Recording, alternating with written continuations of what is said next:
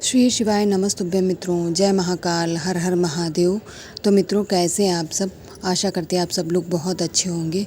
मित्रों, इससे पहले मैंने जो वीडियो डाली थी उसमें मैंने आखिर आप लोगों को व्रत किस दिन करना है, एकादशी किस दिन है, पारण किस दिन करेंगे, इस टॉपिक पे बात कर ली है।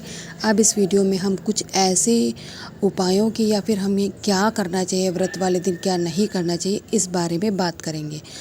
अर्थात आप व्रत वाले दिन क्या क्या कर सकते हैं जिससे आपको व्रत का लाभ अधिक हो, इसकी बात इस वीडियो में करेंगे। आप लोग वीडियो में लास्ट तक बने रहिएगा और एक एक बात को बहुत ध्यान से समझिएगा।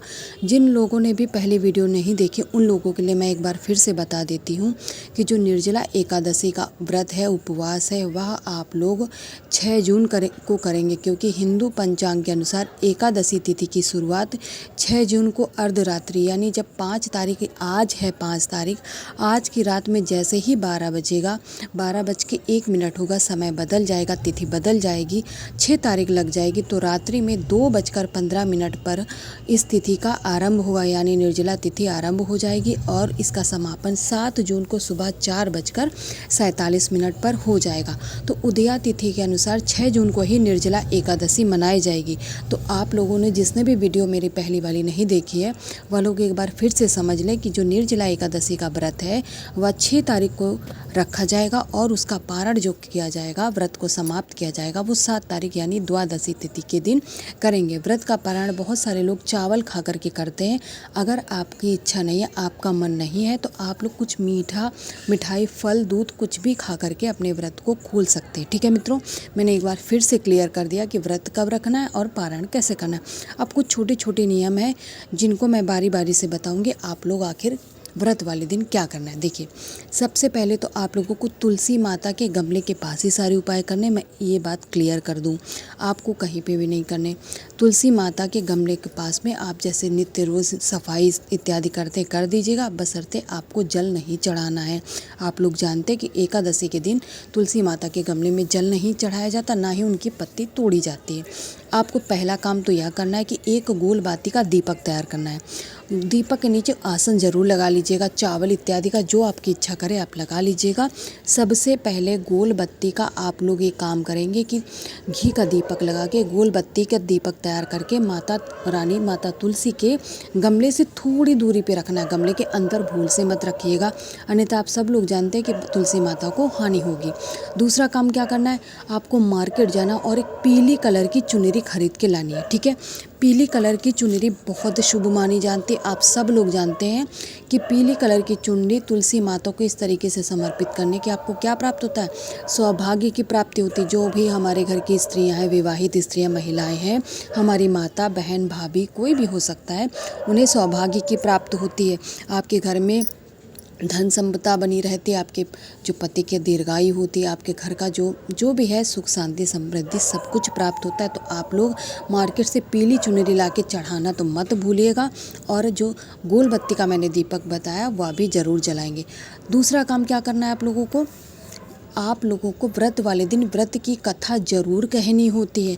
अब ये नहीं किया कि जो व्यक्ति व्रत है उसने कान में ईयरबड्स लगाए, आराम से बेड में लेट गया या लेट गई और कथा सुने, नहीं, यह बिल्कुल गलत तरीका है। इससे फिर क्या होगा, आपका व्रत करना व्यर्थ हो जाएगा। ठीक है, तो आपको क्या करना, आपके परिवार में जो भी सदस्य, अगर बुजुर्ग हैं वो बैठने में असमर्थ है तो कोई बात नहीं, आपको जो व्रत है वह स्वयं व्रत की कथा को, अगर पुस्तक है तो उससे पढ़ेंगे, अन्यथा मोबाइल से भी पढ़ सकते हैं, सारी सुविधाएं हैं।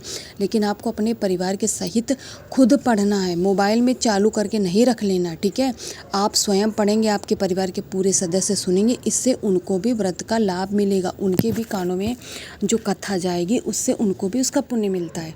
तो आप लोग यह गलती नहीं करेंगे कि कान में ईयरबड्स ठूंस लिए, आराम से बेड में लेट गए या लेट गए और अपना काम कर रहे हैं या आराम कर रहे हैं, बिल्कुल भी गलत तरीका है। तो ये 2 चीज़ें तो आपको बिल्कुल करनी है। पीली चुनरी ला के माता रानी को समर्पित करनी है, दीपक जलाना है, और व्रत आपको स्वयं पढ़नी है व्रत की कथा को, और अपने पूरे परिवार को भी सुनाना है।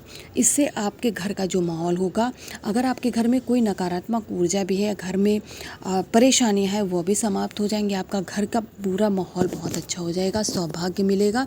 आपके घर के बच्चों को भी, उनके पढ़ाई में भी तीव्र होंगे, उनकी बुद्धि भी बहुत तीव्र होगी।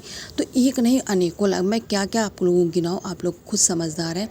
तो जो भी हमारी माताएं बहनें व्रत रहने वाली हैं तो वह लोग यह करना नहीं भूलेंगे, अर्थात व्रत की कथा को आपको पढ़ना है, जो निर्जला एकादशी की व्रत की कथा, ठीक है, कोई भी कथा नहीं, निर्जला एकादशी व्रत की जो कथा बुक में दी होती, मोबाइल में भी मिल जाती है, आप उसको निकाल लीजिए, ऑडियो में मत निकालिए, स्क्रीन पे आपको उसको पढ़ते रहना है।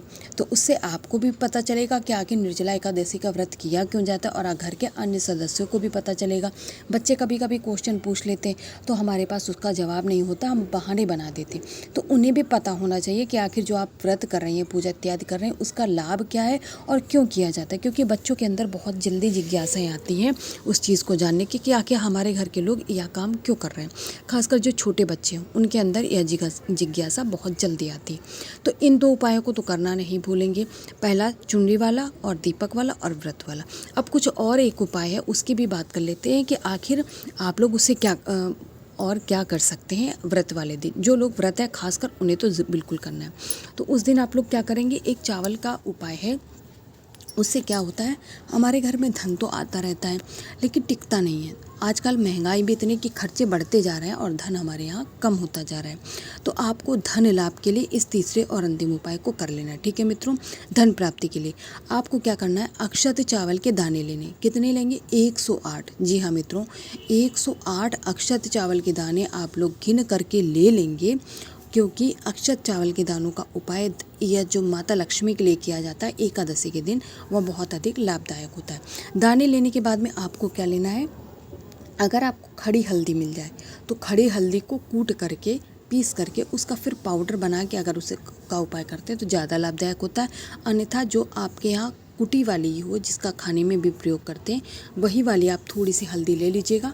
और जो आपने 108 अक्षत चावल के दाने लिए, इतनी हल्दी लीजिएगा कि वो जो आपने चावल के दाने लिए वो सारे के सारे पीले हो जाए हल्दी के कलर से, ठीक है।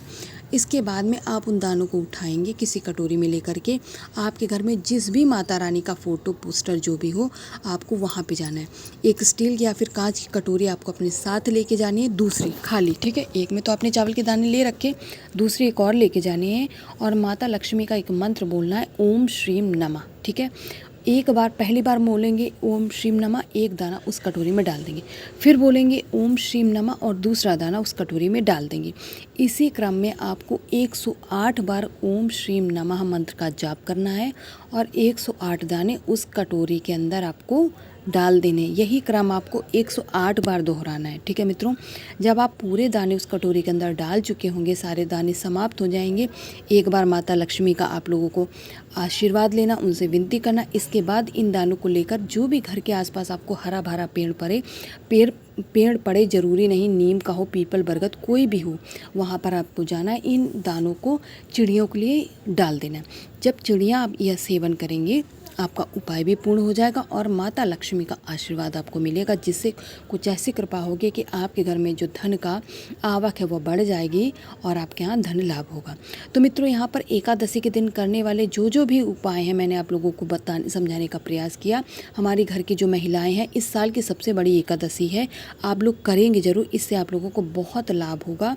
तो एक एक उपाय को समझा दिया है, आप लोग ज़रूर करिएगा। माता लक्ष्मी के साथ साथ भगवान हरि का भी आशीर्वाद आपके परिवार पर सदा बना रहे।